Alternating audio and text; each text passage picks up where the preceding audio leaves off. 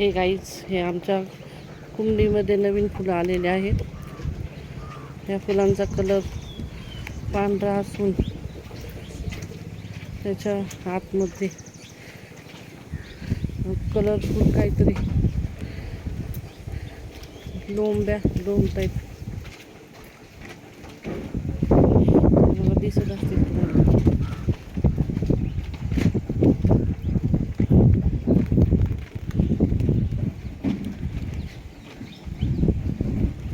आणि हे त्याचं झाड.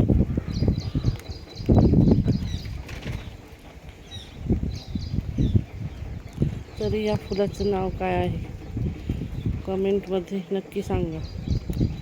आणि चॅनलला लाईक सबस्क्राईब करा.